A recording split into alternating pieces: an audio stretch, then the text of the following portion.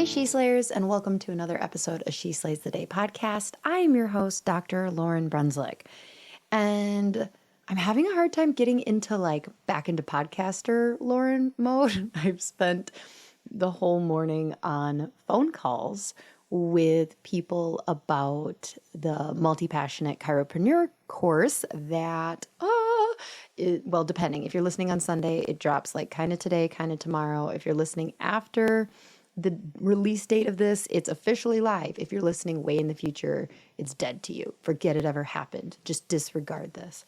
But it's funny because I never realized until I was doing some of these phone calls that a lot of people only know podcast and Instagram, Lauryn, which have I ever told you guys that I thought that I came across as breezy to people? And that I don't. I'm not as fun and breezy as I come across on here. And if you're like, Lauryn, you don't come across breezy at all, I'm less breezy. You're like, oh, Lauryn, no, you seem really no, I'm less than that. So I show up on here wanting to grab a drink with you. This is how I show up for friends, unless they have a problem to solve. And then, oh shit, you should see the unsolicited advice that comes out even while I'm getting coffee or drinks, and it's supposed to be fun. But anyway, so I've been in just coach mode, the version of Lauryn that my team sees, and poor Kirby all the time. So anyways, I'm just trying to lighten up and shake my wiggles off a little bit and show up as fun me. For those of you that don't know, ta-da, the Multi-Passionate Chiropreneur is officially live. You can check out the link in the show notes for a page that is going to give you a ton more information about it. But ultimately, you can't buy the course unless you get on the phone with me for 10 minutes. Not because I want to sell you. I don't want to sell you shit. It's really to make sure that the people who are joining are not going to waste their time and energy, and to make sure that their energy jives. So we're really not just letting anyone on in. It is a high ticket course, and mentally and emotionally, you need to be prepped to get some shit done in 2023. Tons of love for my startups, but this is not mentally where I want you at. You've got a couple choices. If you are a new student, new startup, I would recommend either A, you check out the $24.99 level of Patreon, or if you're a pediatric chiro and you want more support than just one call a month, and that's a group call where we have a specific topic. If you want access to a ton of information, then if you're a startup, I highly recommend checking out Tony Ebel's The Pediatric Experience. It is a hell of a deal for the amount of training that you get to just kickstart your marketing. So many great things over there. So really this is for a chiro that's been in probably in practice 4 or 5 years, not necessarily at a certain point with patient numbers or team. I have some chiros doing it that have an associate or two. I have some chiros who are just them. That's okay. It's really more about for the chiro who's ready to start thinking long-term of I don't want to be working this hard on and in my clinic 5 or 6 or 4 to 6 days a week for the next couple decades. I would like to start having some of my energy and time back now. But when I do that, then my clinic suffers, and kind of that you're stuck in that vicious cycle, but you're too tired to make change. Yeah. So it's for you. So check that out below. But today we're talking about one of my favorite topics in the whole world. I was going to say who can guess it, but it's probably in the title of the show notes. We are talking about the Enneagram. Now, if you are new and you've never heard of the Enneagram, this episode is probably not where you want to start. We will drop in the show notes below for you a couple episodes that you should listen to about this beforehand, because I think we have at least 2 episodes, maybe even 3, devoted on the Enneagram. And you're going to want to start there. Or you know what? If you're like, I buck the rules. I do whatever I want all the time. I go, you know what? Yeah, you go on with your badass self and you listen to this podcast, but don't leave a bad review if it's not funny because you didn't get my jokes because they were good. But for those of you who have been following for a while and know how obsessed I am with the Enneagram, here's a little funny story for you. So days ago, one of my dearest friends, she's not a chiropractor. That's not really relevant in the story, but I just felt like you should know, called because she was very sad that her husband's aunt had died, lost her battle to cancer, and she had reached out to her sister to let her know that she was going through this death, and her sister was kind of like, it's not my aunt. Okay. And, they, of course, have back history or between sisters. And so she's calling me and she's like, I just can't believe. Now, my friend is an Enneagram 2. Okay. So, and I've met her sister a couple times through a lot of things you're not supposed to do. She's totally an 8. She's an 8. You're not supposed to diagnose or prescribe or whatever people. She's an 8. And for those that know the dynamic between 2s and 8s, it's funky. And so it's like not crazy that they're sisters and have a history. So anyway, so she's like, she didn't even care just because it's not her aunt. And I'm like trying to not make this about the Enneagram, but it's how I relate to life.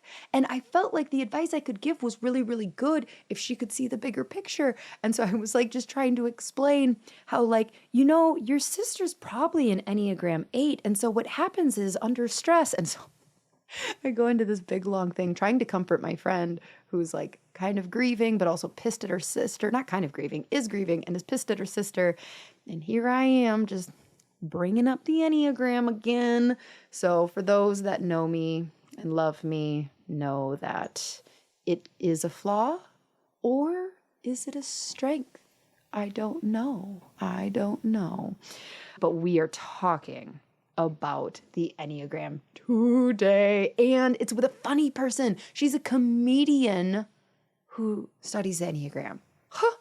So before we jump into more information about Michelle, I would like to give a short little shout out to my newest Patreon members, Monica Rader and Stephanie Lewis. Thanks for joining the Patreon. They are at that $24.99 level. You guys rock it. But without further ado, so Michelle Fortin lives in Scottsdale, Arizona with her husband, 2 kids, French bulldog, and a tortoise. We did not have time to talk about the tortoise, and I'm a little pissed about it, because I don't even know if I knew there was a tortoise involved, and I would have had questions. It's probably good because I would have gotten derailed asking about the tortoise. I would have asked if she's making TikToks because tortoise TikToks seem to do really, really well. But Michelle's an 8 and she probably doesn't care about TikToks going crazy viral, at least unless they're like support. Anyways. She loves to perform comedy on stage and camera. She also teaches broadcasting at Grand Canyon University. When she's not helping with or grading homework, writing a comedy sketch, or picking out a new wig for filming, you'll find her in the kitchen baking cake. Seriously, carbs are life. So we will make sure that we have her Instagram and YouTube channel below because she is so funny. Again, not my problem if you don't know what the Enneagram is and you don't realize her true humor. She's fantastic. So before we jump in, let's all take a nice deep breath together. And let's pray. Dear God, thank you so much for the Enneagram. Just kidding, but not really. Thank you for creating each of us so uniquely different. And I know we talk about how there's 9 different types and God, what I am seeing so much in people that I'm talking to, even with the course, is that we may fall into one of 9 buckets, more if you count the wings, but for a later prayer, that we each have such a unique thumbprint that you gave us, just such a unique purpose. And often I feel like so many chiropractors that I talk to feel lost or like they don't fit in because they don't have the same purpose as the person that they see over there. And I'm sure that happens to non-chiropractors too, looking at other people that they see as societally successful and going like, their purpose seems so clear and they seem so driven and they seem so on purpose. And God, if I could pay anything for you to tell me what my purpose is. And I see so many people that are struggling with that because they don't know. They don't know what they are here to do, and it looks different. And is that okay? And I just hope that this podcast can continue to be a place where people can come, chiropractors or not, and learn and feel empowered and fulfilled that they are on the journey that you gave them, and that they are unique and they are funny and quirky and here for good, truly here for good. In your name we pray. Amen. Okay, so without further ado, who's ready for some Enneagram talk? Me. Oh, I love being able to geek out so much. Okay, enjoy. So wait, what's your Enneagram number again? Okay, so I know I'm a 3, Yeah, although okay, I want to be a 7. Everybody wants to be a 7. Everybody wants to be a 7. Get in line. Last year, I had like an epic breakup with 2 of my best long-term friends. Oh, this is no. So this is all happening. Yeah. Welcome to the podcast, Michelle. And they were both 7s. And so seeing how easy it was when I got like vulnerable and needy to be like, oh, no, thank you. Yeah. I was like, okay. I see how you could be very difficult in a relationship. Yeah. So like, yeah, 7s, I see you. And for the longest time, I thought I was a wing 4. Now I think because I really don't care about other people's needs. But then I think it might be a lie. I might be more of a wing 2. You might actually care. I might care. I don't know. But it's more about like them. I care that they like me. Yeah. So oh my God. Yeah. So, what are you? I'm an 8, wing 7. Oh.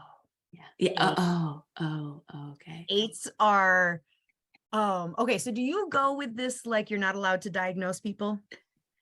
Well, I mean, I that's the rule, but I do it. Like everybody does. You have to. Yeah. And 8s, I feel like, okay, who do you think is the easiest to spot? Well, I think 8s can smell other 8s from a mile away. So I think 8s know 8s. I think 8s are probably one of the easiest ones to type, I think. I don't know. Yeah, because they just say what they want. Yeah. There's no sugarcoating with 8s. In fact, I even heard about the Enneagram for the first time from a friend who's like, you need to read about the Enneagram, you're an 8. Like, okay, what? So I feel so bad when I am talking to someone on the podcast and I'm like, do you know what your Enneagram type is? And they're like, no, I've never heard of it. And I'm like, okay, I feel like you might be an 8. And they're like, okay, I'll go look it up. And then I'm like, oh God, they're going to be like, oh, you thought I'm an 8? I am, but how dare you? Yeah. Okay. Yeah. So how did you get into the Enneagram? Like, what do you do? Yeah. What do I do? What is it? What's happening here? Well, I found out about the Enneagram literally from a good friend of mine who said, you need to read about the Enneagram. You're an 8. I picked up the book and immediately agreed. I am 100% an 8. It was the quickest self-diagnosis probably in the history of the Enneagram. And then my business / comedy partner, Leanne Deering, she was independent of me, also looking into the Enneagram with her kind of friend group. She's a homeschool mom and they have a book club and they were kind of getting into it. So independently of each other, we were kind of doing this. And then we started talking about it. And then we realized there's a lot of comedy here. There's a lot of comedy here. And at the time, not a lot of people were putting it on the internet and social media. There wasn't a lot of videos with Enneagram humor. There's a lot of memes and stuff like that. So we said, let's do it. Let's start doing Enneagram humor. So we started doing just little videos and clips of the different types and different scenarios. So I think the first one we ever did was Enneagram types on a road trip. Mm-hmm. And we were just happened to be on a road trip together and got little clips of the different types in the car. And then that was a hit. So we just started doing more and more, and we would put them on Instagram and on YouTube. And then the pandemic hit, and we could keep doing it. We could keep doing Enneagram content over Zoom with each other, just recording our own numbers. We didn't have to physically be together during quarantine and still make it work. And that's really when our YouTube channel took off, was during the pandemic and quarantine time. And we just kept churning out everything we could think of. Enneagrams working from home, Enneagrams quarantine, Enneagrams, homeschooling their kids, like all these things. And then it just kind of blossomed from there. But before that, we were exclusively doing just kind of mom-based comedy and faith-based comedy and just kind of situational comedy, which we still do. But then we really found a niche with the Enneagram during that time. Yeah. So that's kind of how that was born. So what is Leanne? She's a 4 wing 5. Oh, okay. Yeah. My best friend is a 4. They're difficult people. They are. They're very emotional. There's so many tears. So many tears. And she, if she was here, she would be laughing about it, but it's true. They embrace their tears. Oh yeah. Yeah. Like literally called my friend. Badge of honor. Oh yeah. Yeah. So my 4 friend is a business owner. And I remember calling her because the first week of one of my employees, she like cried in front of other people. So like I have gotten okay with tears that like I shouldn't even say okay, like I have no problem having coffee with a friend, and if they start crying, even if we're in a coffee shop, I'm like, as long as it's not like she's not being loud about crying, that's like a single tear is fine. But like if we're at my house, like cry, it's great. Yeah, let it out. This person was crying in public in front of people, and so I called my friend and I was like, I don't know, like is this like, should I just let her go now? Like, and she's like, what's wrong with crying in public? And I'm like, everything is wrong with crying in public. You are letting other people know that you are weak and broken. Only let very exclusive people know how weak and broken you are. Only the inner circle, the inner sanctum ever gets to hear that. And I'm an 8 wing 7. And so I'm in touch with my emotions. I'm fine with emotions, but being close friends with her has allowed me to kind of learn that it's okay to sit there. Like I would, because the 7 wing will come out sometimes and I'll just push it away.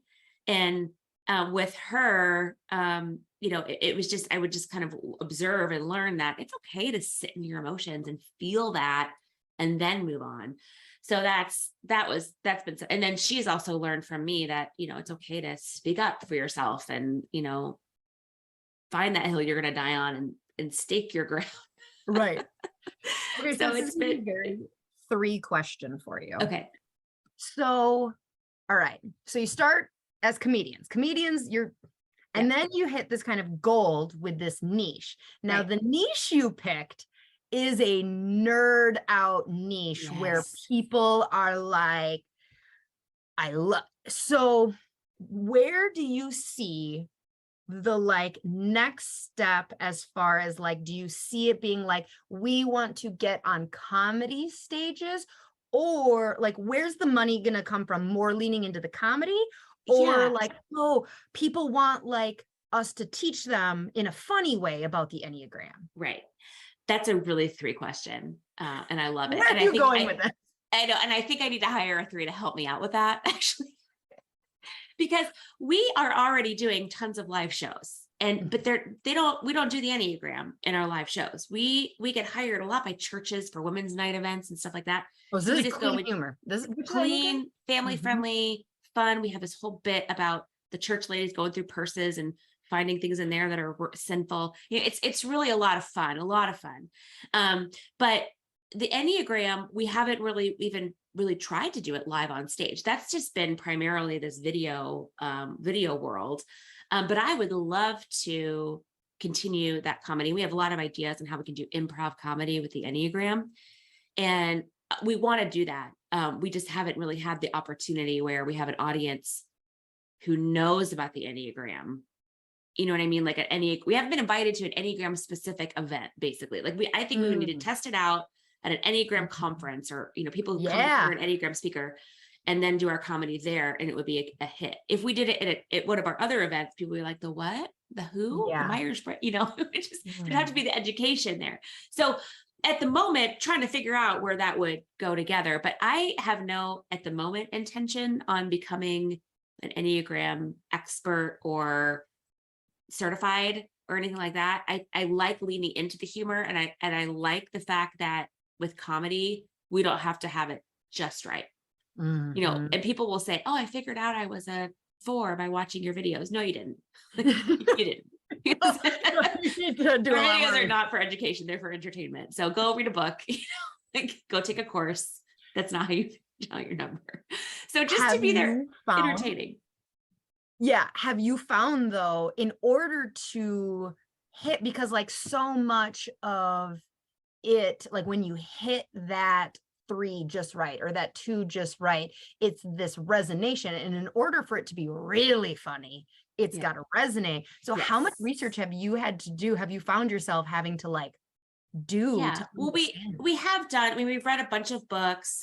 We struck up a relationship with Ian Morgan Cron, who wrote, you know, The Road Back to You, and he's been an awesome resource. We have a lot of friends, and you know, and we kind of, like you probably do too, tag our friends by their number. So I'll reach out if I'm struggling with what a 6 would do on a romantic getaway, which is the video I was filming this week. You know, I'll text my friend Jameson, who's a 6, or my friend Megan, and say, okay, what would a 6 do? And just kind of tap into that. And then now, having done this for a couple of years, I know I read every comment on YouTube and Instagram. So I know when things hit and they don't hit. And I kind of know which jokes people tend to like to see. And we'll kind of play into that. But our numbers have really become characters. So the 2 is, you know, she's from Minnesota, and she, you know, has this little accent, and she always wants to bring you a casserole. And like, you know, the 2s kind of hate that, but they also love it whenever there's a joke about food, you know, Yeah. bringing you food. And, you know, and then the 7 is like, you know, this PE coach, and she's like into it and like super, like kind of masculine. And like, they kind of just develop their own characters. And people, I think, we're getting new followers. The people who followed us for a while kind of come to expect that too. And they know it's not going to hit. I mean, it often hits, which is nice, but it's just not going to necessarily be accurate every time. But we do, I mean, I Mhm. consume a lot of Enneagram content because I like it. And it also just benefits the research for the videos. Right. So okay, so you kind of touched on 2 and 7 being the gym coach. Okay. Will you can you walk me through 1 through Yeah. 9, like kind of like the funny parts about Okay. like when we're filming for 1, this is who this person Yeah. is. Okay. So the 1 is, you know, OCD perfectionist. So the 1 is the ultimate planner. So the 1 always has their calendar filled out. They've always gone ahead and looked for Groupons on something. They're kind of penny pinchers. And that comes from my friend Kristen, who is like a marathon runner. Like, she's OCD, and her house is always perfect, and she's always looking for a deal. Like, if we go out to meet for food, she's like, has the Groupon. I don't know. It's just like kind of a caricature of her.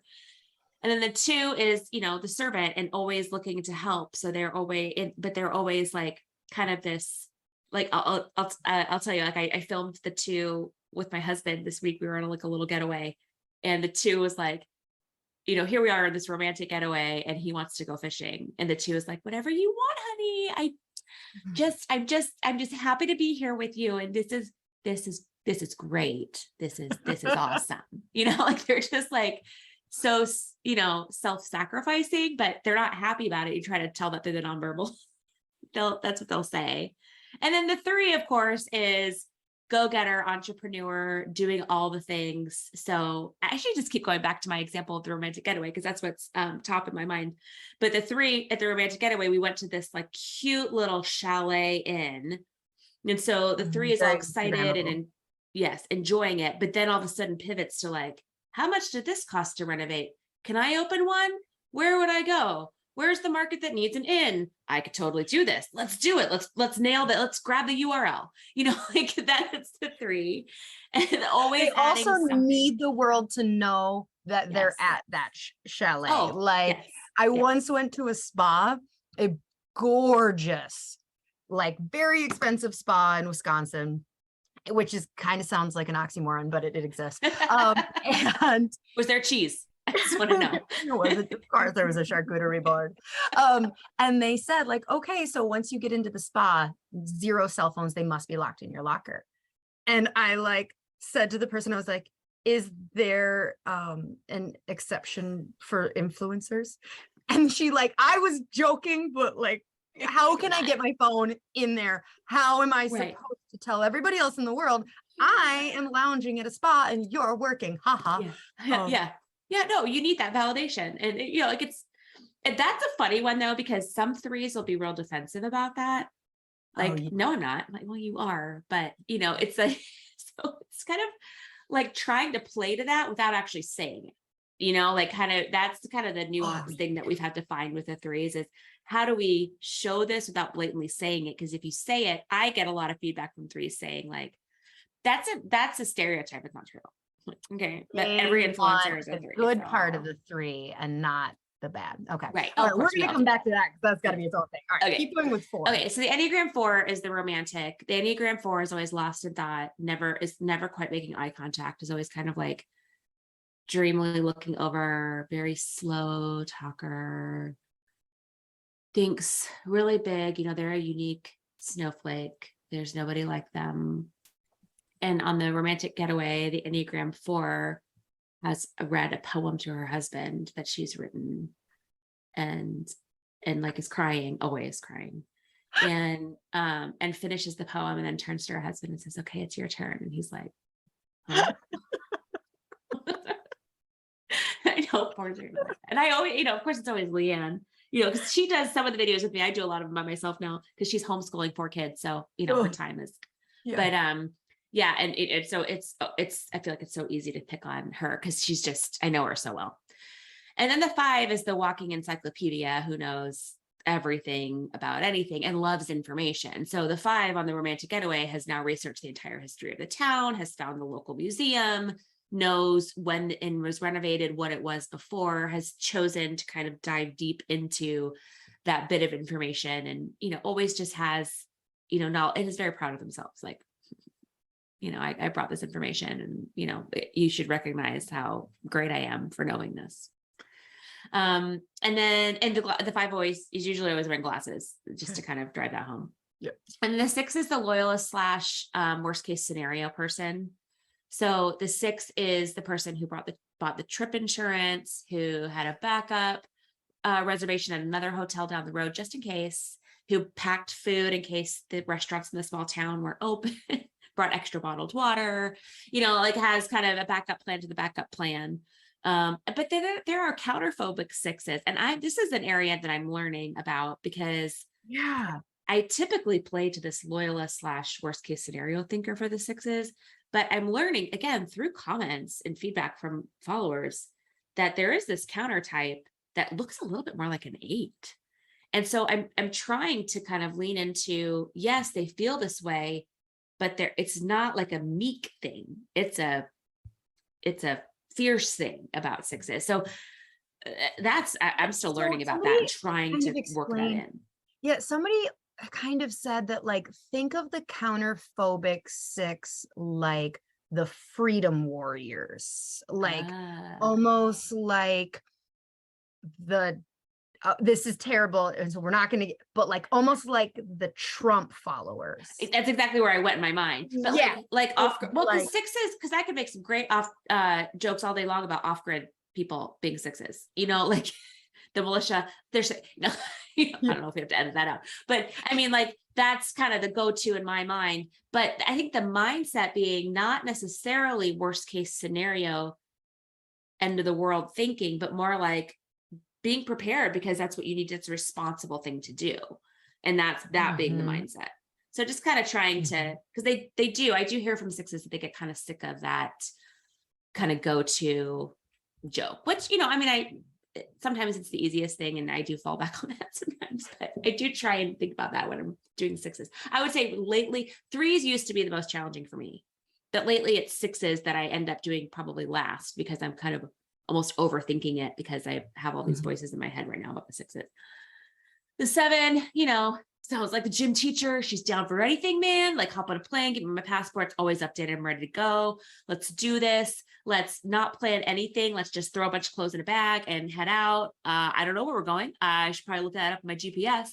Just, I don't know how much money's in the bank account, but it'll work out. It's the credit card. Like, it's just, just kind of this fun, staying light. Like, oh, do you want to read me a poem? I don't think so. Let's go hiking. Like, they're not going to sit in that emotion. They're going to be fun. And the 7 is one of the more fun ones to do, just because it's, physical comedy is always fun. So getting up and being energetic. I did a video not that long ago at the gym with my trainer. And I did 2. I did Enneagram types being trained, and then we did Enneagram types as trainers. And the 7 trainer, it was like nobody got a workout done when I was doing that one. I was running around the gym. I was yelling. I was cheering. I would, it was like everyone was like just watching me, and it was so much fun to do that. But I loved playing the 7 big, because they're such big characters in general, and they're just fun. They're fun. They're fun. And then the 8 is, doesn't take anybody's anything, and just, it's always kind of to the point, and it kind of workaholic. I'll lean into that a little bit, like at the Disney World video. She's taking a conference call while she's in line. No, I'm working. Yeah, what's up? Always available, can always do everything. Always trying to. It kind of. There's some 3 tendencies too, but often 3s and 8s can have some similarities. So kind of trying to work that in, but then, also just not taking any crap. So just kind of like calling people out, and I have done honestly, such a good job of growing into a healthy 8. Cause I look back at myself in my 20s and I was like, I was not a healthy 8. So it's kind of fun to go comedically back to the unhealthy 8, because it's funny when someone's like literally pushing past a crowd because they're not going fast enough, like that, and honking the horn in the car. Like, that's fun and funny, but I can't do that in real life anymore. So that's why it's fun to do it for comedy. And then the 9 is the peacemaker. I'm married to a 9. So are you okay? Yeah. It's a little, it's fun to do that one, but trying not to blur the 9 and the 2 can be a challenge. But just, whatever, like, whereas the 2 is going to acquiesce to the fishing, because it's what you want to do, but it's really not what they want to do. And they're expecting something in return. The 9 is more like, honestly, like, as long as you're happy, I am 100% happy. And the 9 in my video is just wants to stay in the cabin and cozy up. She's like wrapped in multiple blankets and reading a book. She's like, we have to leave. Like, what? Yep. Like, just kind of wants to just, for their idea of a getaway is just being cozy and comfortable and just chill. I don't want any drama. I don't want to hike. I just want to chill. So that's kind of where we go to with the numbers. Hey, She Slayers, so many of you connect with my story as a chiropractor because I started all wrong. Years into practice, I had to completely turn it around from being an insurance and pain-based model to a thriving, subluxation-based cash practice. I have a lot of ways that happened, but I am not exaggerating when I say the number one thing I changed was adding CLA's Insight scanning technology. The Insight helped grow our practice from 300 people a week to over 500 a week in the course of 1 year, purely by showing objective findings and providing reports to patients. So many docs I talk to struggle to communicate the why behind a care plan when the patient's pain goes away in a few visits. They struggle to keep patients after insurance stops paying. They don't know how to explain why a kid benefits from chiropractic care, even though they have no symptoms. They don't do progress exams because what am I going to do to show the patient progress? I am telling you, every single thing I just said, my answer to the doc is, are you using Insight scanning technology in your clinic yet? Because it's the solution to all of those issues. If you have questions, the staff at CLA is absolutely incredible and will help answer those questions and help implement this big change into your practice. Click the link below in the show notes as She Slays listeners Get preferred pricing and hundreds of dollars off their purchase.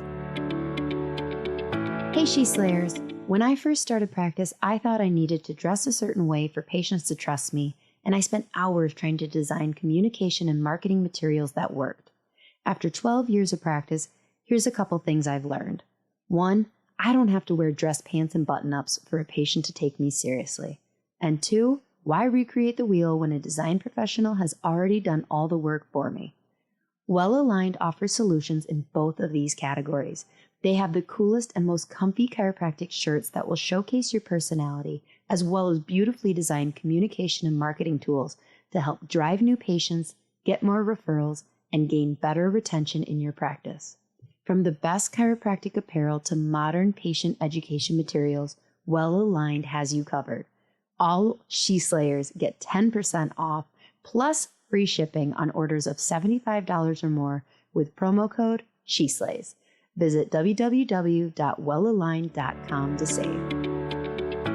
Yeah, I can see 9s and 2s, like 9s, like if you forced them, like, no, where do you want to go for dinner? I don't honestly know if they know. Right. I'm also married to a 9. He edits the podcast, so everything I say will be Okay. Hi. And 3s and 9s are very interestingly, connected, because he goes to 3 when he's healthy. I go to 9 when I'm unhealthy. Oh, interesting. So, this creates this dynamic where when I am being unhealthy, I have no motivation. I just want to if I am sitting on the couch saying I don't want to do anything, like everyone in my life should be very concerned. And instead my husband's like, yes, yay, that's so nice. This is perfect. Do you want a nap? And I'm like, no, I'm not that depressed. Like, I'll never nap. But I just want to sit here.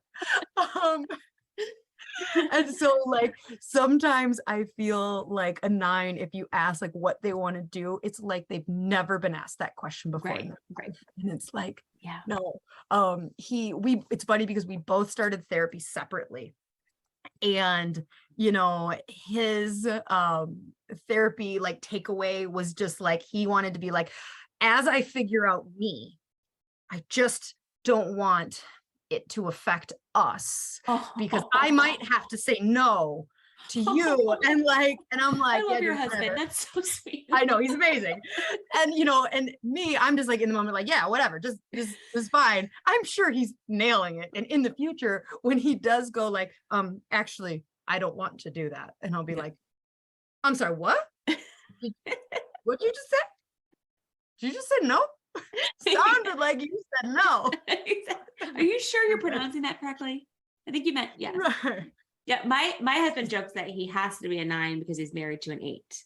And if he wasn't a 9, then it wouldn't work.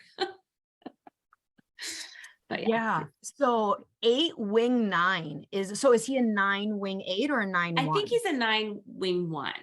But he's very comfortable. He's very comfortable with conflict. He's but most of the conflict that comes up in his life would be defending our kids, or helping our kids at school or something like that. There's not a lot of conflict in his line of work or anything. So, and maybe that's probably a purposeful choice. But he grew up in an environment where his brother was a little bit of a troublemaker. So he kind of had to be the good kid. Had to play the older sibling role. Yeah. So that's kind of how we think his kind of 9 as the peacemaker. And I see that a lot in his family dynamics. It's his parents and brother. So that, that makes a lot of sense. But, in our home and in our environment, what I love about being married to a 9 is, as an 8, I see the world in black and white. It's very hard for me to see gray. And so I'll often ask him, can you help me see the gray here? Am I going too extreme? And he is so great at helping me see the kind of bigger picture, because as the 9, he can empathize with all the numbers and he can kind of put himself in all those places. And so I've learned, we've been married almost 15 years. I've learned to lean into that and trust it, because it's never hurt. It's always good information. For example, I'm actually, my full-time job, I'm a professor of communications at Grand Canyon University. And often what will happen is when my 7 wing comes out big time when I'm teaching. I am so fun. I'm a fun professor. Like I am. We have fun in my class. We talk about the Enneagram. It's really fun. And my 8 wing, my 8 comes out when I'm grading. So a lot of times my students will be like, wait, what? Like, yeah, I thought you were cool. What is this? Why are you being such a bitch? Exactly. That's not what I was expecting. So I've had to learn, because like I'll grade them and I'll just be blunt, real blunt about you forgot this, you left it out. So 0, like you failed, and moving on.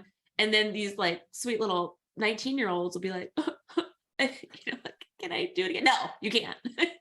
So it's been like, I've learned too that I'll be reading I don't do this anymore because I have gotten better at this, but earlier on I would read to my husband, listen to this comment I'm leaving for a student. Isn't it funny? He's like, you can't say that. You cannot say that. Delete. Like, what? It's just, yeah, that's kind of been a whole learning process too. Yeah. I can see the 8 wing 7 being a very funny comedian in their head. They to everyone else, unless you're on the receiving end of like, I can do a great roast. Because it's funny to be an asshole, and innately you have no problem being an asshole. Not a problem. So then you just put the how do we make this fun? Yeah. It's fun. Yeah, and 8s also, the difference between 8s and 3s is I don't care what you think of me. So I'm fine going into a situation where I know I'm acting in public, like a secret camera thing, and I'm acting like an idiot or whatever, and I honestly don't care what you think of me. I know in the end I'm going to have this really funny clip. So that also helps, having that personality. And Leanne struggles with that. She's a really great actress, and she's done a lot of work, and she actually worked for one of those hidden camera shows, and she had to quit because she was like so sad about deceiving people. But she was like, if they ever call me again, I'm just going to give them your number. I'm like, please do, because I would love to deceive people. Oh my gosh. Okay, so is everybody in your life, have you become, so it's one thing when you have this secret society on the internet, with tens of thousands of people who follow you and laugh at you. Okay. But then you go to a dinner party, do you just talk about the Enneagram a lot more than a normal person? Yeah. I call myself an Enneagram evangelist, like a missionary for the it's so hard once you get into it. And then honestly, on a serious note, it has changed my life.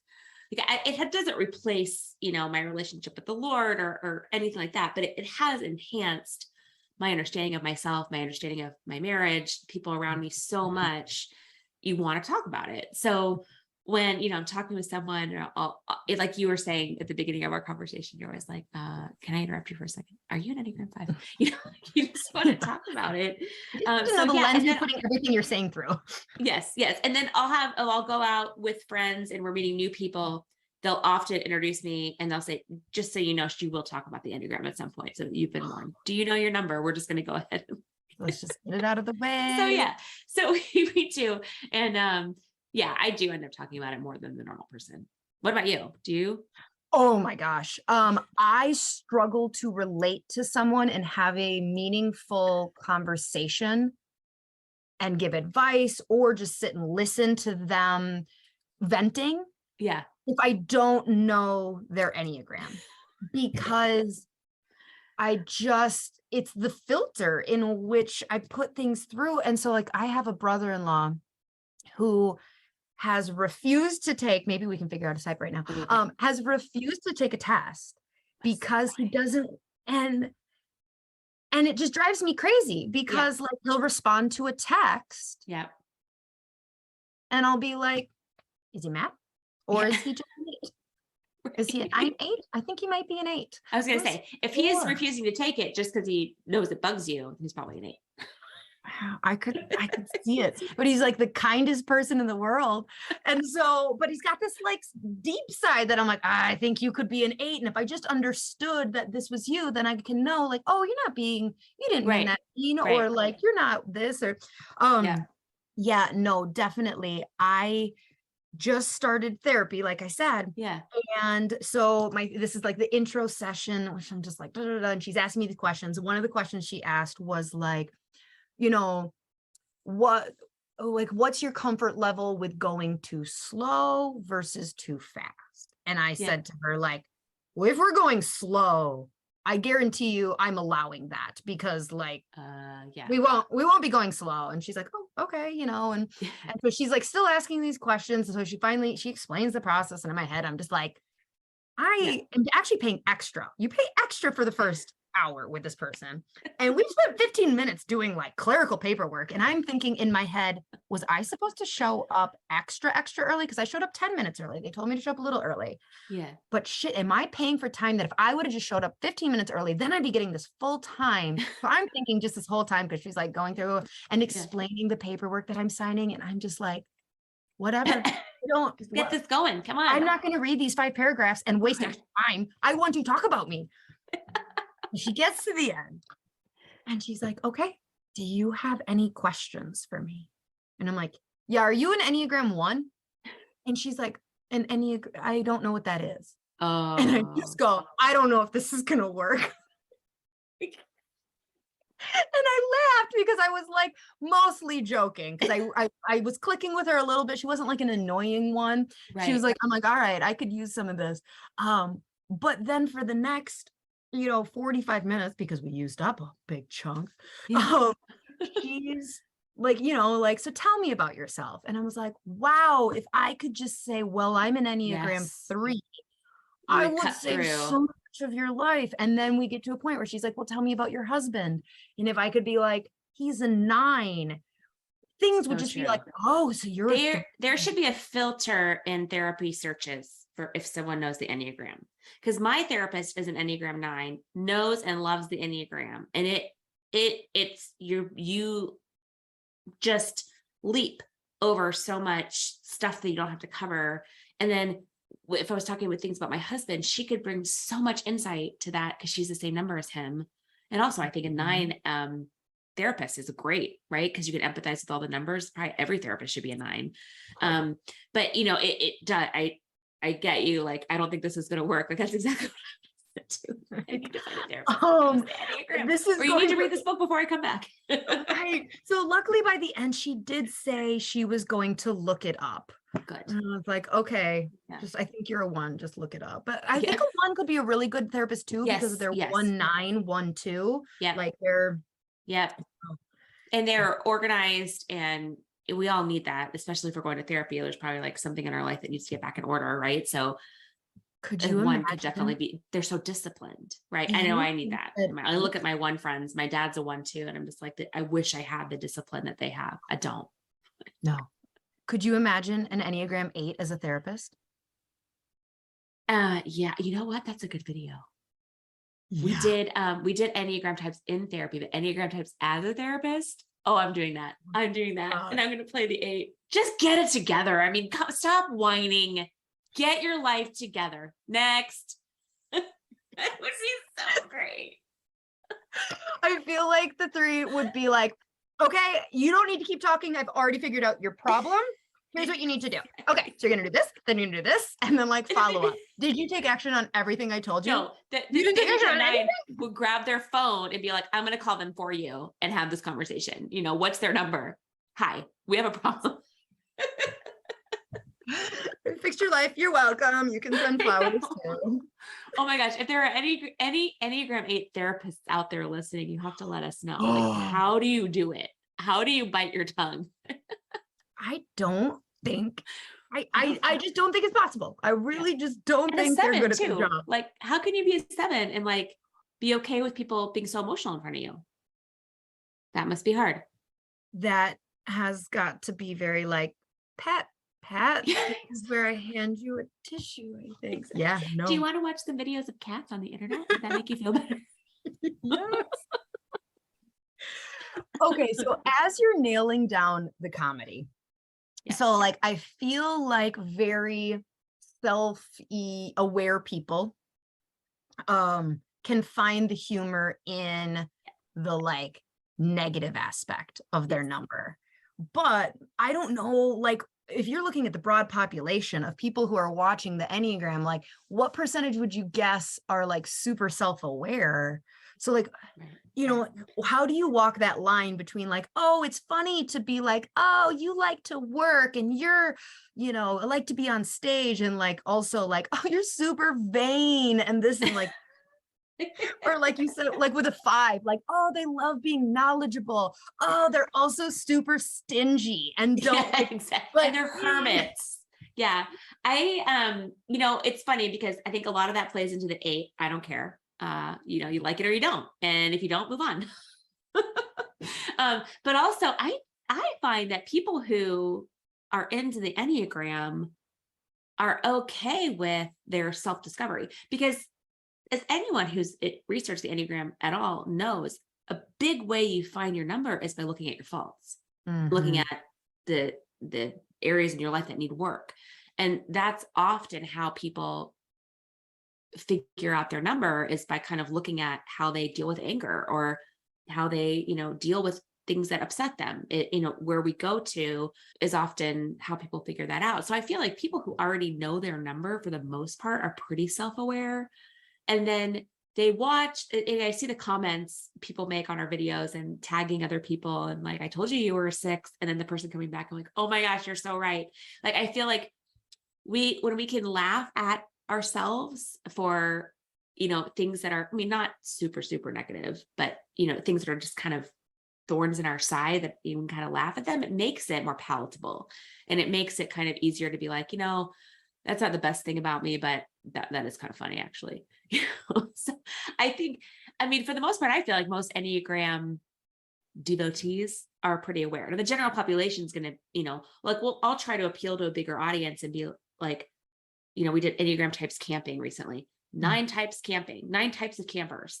And so then that appeals to a broader audience who may not know the Enneagram, but wants to see like 9 different styles of camping. And we'll get there, they'll be a little bit more confused. Like, I thought the 3 and the 4 were funny, but you know, like they don't really know, like you're talking about Enneagrams, but then the Enneagram types will come in and be like, oh my gosh, I'm a 1. And that is exactly how I no pineals weren't allowed in my tent. That's exactly what I did.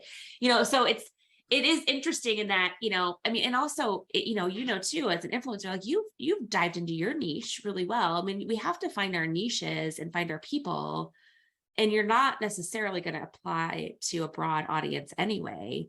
So kind of finding the people that are going to like your content is finding them and then appealing to them and making them happy, kind of thing. Or not, who cares? Or who cares? How do you respond to the people who have stumbled across, watched your video, and really just don't understand what the Enneagram is? Like, what kind of stuff do you say to them? Like, listen, Karen, go to this website, then come back, and then you'll understand. Well, I mean, the people who are just generally curious about the Enneagram, I'll tell them to read Ian's book, The Road Back to You, listen to his podcast, follow like Sarah Jane Case, or my friend Enneagram with Abby, who she does a lot of funny videos too. Other people who are more Enneagram educators, whereas we're just there for the laughs. Okay, so that's kind of encourage them to dive into it. But we do get, I mean, honestly, I haven't gotten as many haters as I would expect. Every once in a while they bubble up, or more than haters, it's just the people who are super critical and who will like just say that is absolutely no way possible. That is what a 3 would do or say or act. And I know, and you know, the ones that are worse, the worst are the force. But you know what? That's exactly why I love force, is because no one can ever pigeonhole you. It's never going to fully appeal to every 4, and nor it shouldn't, because that's not a 4.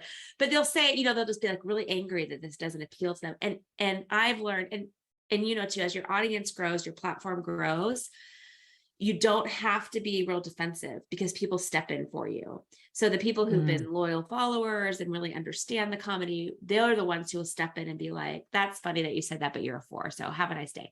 Like, and I don't even have to do it anymore. So I really, and honestly, because I think my personality is thick skin and things roll off my back, it doesn't affect me as much as it would affect Leanne. Leanne doesn't even read the comments. She would cry. So many tears. So I do that. It doesn't bother me. But it is interesting because the most negative comments we get are just criticizing what our portrayal is. And sometimes sometimes in there somewhere is a good tidbit. that I needed to hear. And sometimes it's just people venting for, like, why, but okay. Right. Yeah. Just like read the room, buddy. Look, Yeah, look, exactly. look. Exactly. Do you have kids? I do. I have 2 kids. Okay. How old are they? My son, Kenton, is 11 and in 6th grade. My daughter, Camille, she just turned 10 and she's in 4th grade. Okay. So you're not supposed to type kids, but I know. Tell me about your children. What are they? Okay. So of course I have typed my kids. And they're way too young to do this. So this is right. illegal. Not advised. It is absolutely illegal. This is more illegal than typing your posts. Yeah. Your neighbors. Yeah.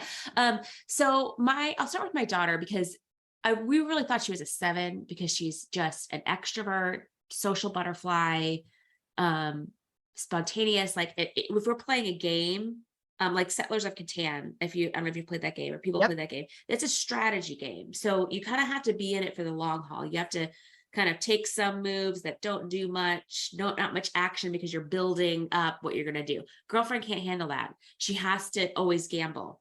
So she always has to do something. So kind of this chasing this high. She has a lot of kind of telltale signs of a 7, but lately she's been dealing with like some anxiety and worry that looks a lot more like a 6. And so I think we're in the right, area of either 6 week 7, 7 week 6, because I see kind of both of these. And so some of the 6 stuff, worries me as a mom. I don't want her to be anxious, but I'm also looking at it from the perspective of the Enneagram and how can I cultivate, the good side of this. So we're having those conversations. And one of our really, really good friends, she's in our small group, and her husband's a worship pastor at our church. She's a 6. And so that's something I'll lean on her for too. Kind of how can I help her? So that's, she like a lot of attention. She loves attention. So, I mean, I feel like so often 3s are very like stereotyped as a workaholic, but they're also the performer. They also love that dopamine, like adrenaline, like 3s. I have gone back to the well of, am I sure I'm not a 7? Because there's so many tendencies between a 3 and a 7 of and like next. And so like, and the anxiety could come from how people are perceiving her. Yeah. Wow. Okay. So that is something to consider. Yeah. Because a kid, I would think a 3 kid would either show up super competitive, like in sports and like needing, or like, I don't know that an entrepreneur spirit of like, I could sell this, I could monetize this, really would show up often in a kid. Except she went to school today with a bag full of bracelets and keychains to sell to her friends. So, wow, this is enlightening. We'll allow her to continue to develop on her course, but yeah, this is why we don't type kids, because why we don't type kids. It's so fun. And my son is interesting. He's the opposite. He's an introvert. He loves alone time. He loves reading. He loves Lego. He has a core group of good friends, but is not a social butterfly by any stretch. A lot more like his dad in that. And Leanne and I have talked a little bit about wondering if he's a 4, because he loves, we're big into musicals in our house, and he loves musicals. He loves kind of diving deep into playing them over and over again. He's going to audition for the middle school play here coming up.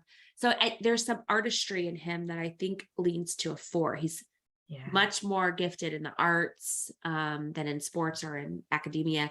So, I mean, that's kind of where I'm leaning for, but we'll see. Yeah.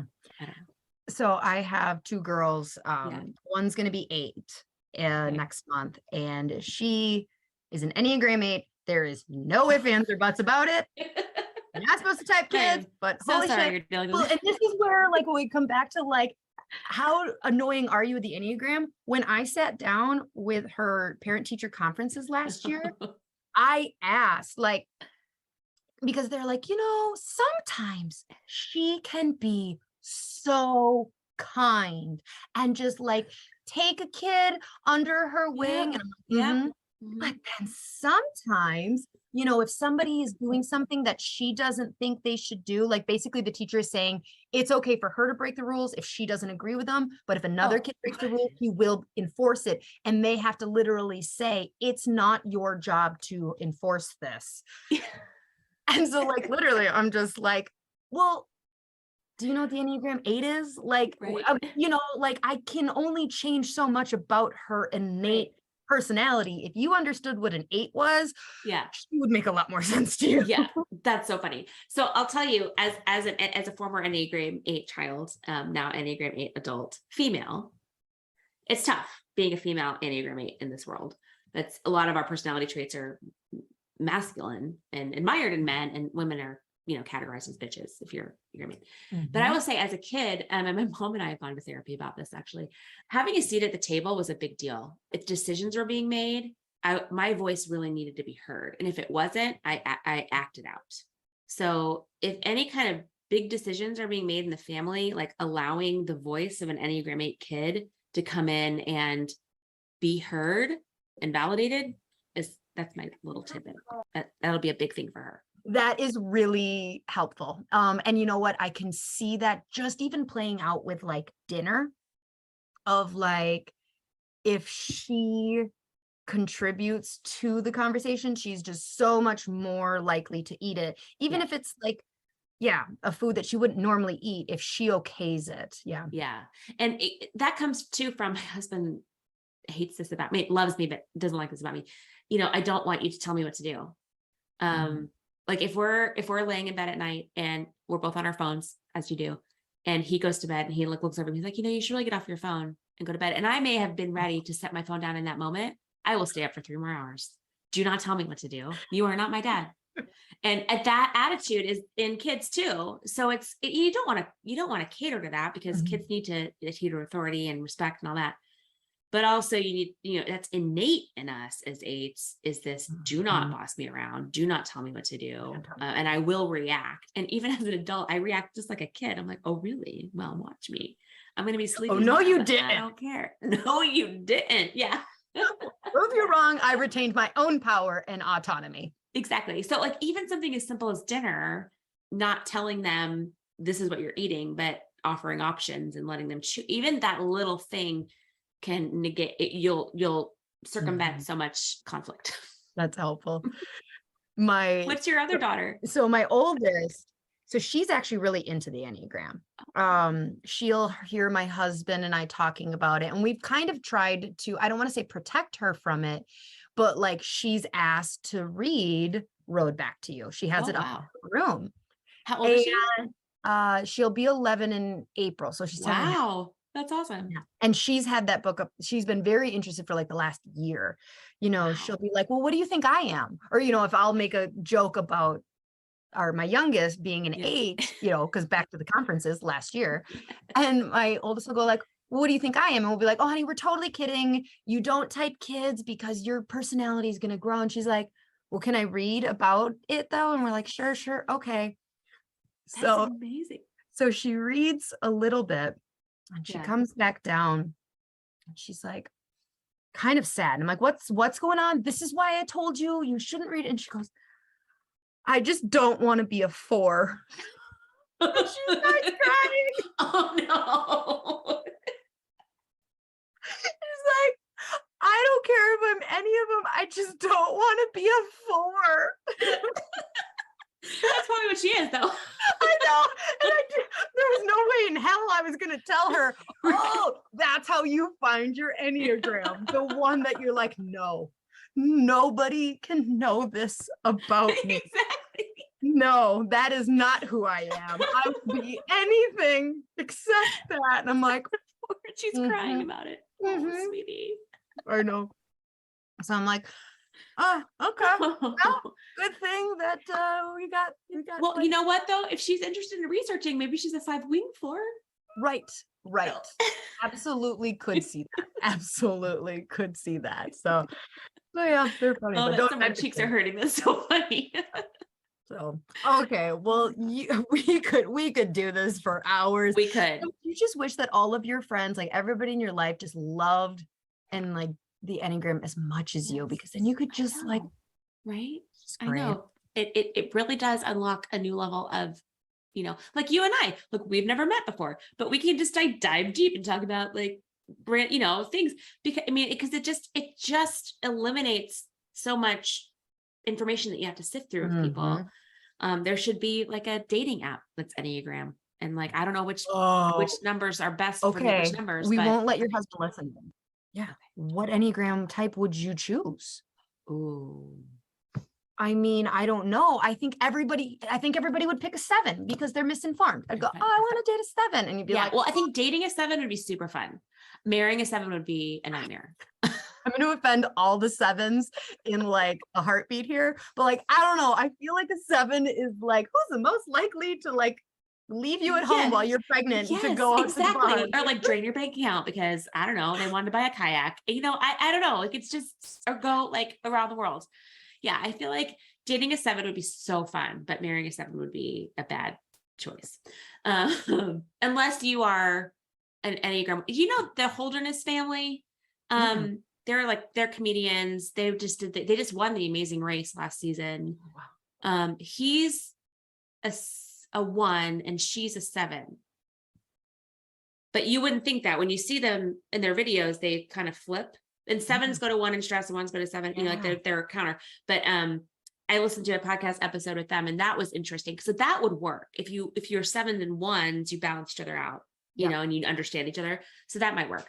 But I would work. As an 8, I think honestly a 9 is a really good match because the whole gray area thing. A 1 would be a good match because the discipline. 3 would be a challenge, I think. 4 would be really hard. What do you feel you'd do with a 2? A 2, I think. A 2. I would do great with a 2 because I go to 2 in health. 8s and 2s. Yeah. Yeah. I go to 2s in health. So that would probably be good as well. I just feel like I would end up running over a 2 too much. And because I feel like my personality, I would end up bulldozing a 2. I feel like in marriage. I mean, I have 2 friends and I mean, obviously you would grow and you love that person. So you'd become a better person. Try not to do that. But I feel like if I've ever dated a 2, that's probably why it didn't work out because I probably bulldozed them because it takes, and before I knew about the Enneagram, I knew that I was a very strong, content in myself, independent woman. And I knew it was going to take a very unique personality to match me. And I, dated, I don't know, a regular amount. I've been dated a little bit growing up, and I didn't get married till I was 30, 31. But I knew like once I found someone who didn't let me bulldoze them, that was when I found my match because so many men I dated, I could just bulldoze right over them and either they didn't care or they did care and they couldn't match my energy and it didn't work. With Jason though, he seemed so meek and kind, yet it was a firm wall and I liked it. Man, I'm so glad that this podcast episode didn't end in you realizing you needed a divorce. That would have been, it would have been really awkward. I would have been like, well, nice to meet you. Sorry about it. Good luck with that. All right, good. I'm glad that this. Yeah. Okay, Michelle, where can people, so like I follow you on Instagram and I am going to get off here and go find like, cause there's these things I'm like, I didn't get to see that one. Like where can people consume? So, Instagram is a great place. It's Top Knot Comedy, top like my hair, TOPKNOT comedy. And then, so that's Instagram and then YouTube, Facebook, we're on all the things. We have a TikTok account. It's never updated because I'm over 40. So I know it's a whole thing. But yeah, that's where you can find us. And also topknotcomedy.com if you're interested in bringing us to your town to do either a live comedy show or letting us try out our Enneagram content, which we haven't had a chance to do. That would be amazing. Yeah. I do think that an Enneagram specific conference, you would kill. Yes. What I want to do is be in an improv scene and be like 2 Enneagram numbers and have someone call out, Michelle, now you're 7 and just flip personalities in the middle of it. That's what I want to do. And just this constantly changing. You're a 7, now you're a 2, now that'd be so fun. Anyway, well, someday it'll happen. Yep, it's going to. I'm excited. Thanks for having me. This has been so fun. This was really great. All right, She Slayers, truly go find her, follow her, consume it. If this is somehow the first time you've heard about the Enneagram, I don't know where the hell you've been listening.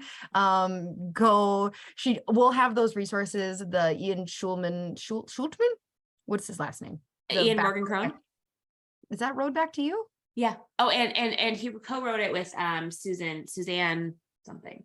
Okay. We'll have the link below and the things like that. Yeah. Don't go to her account to type yourself. Yeah, just come for laughs. Figure out who the hell you are in life and then go laugh at yourself. So all right. Until next week, She Slayers. Bye.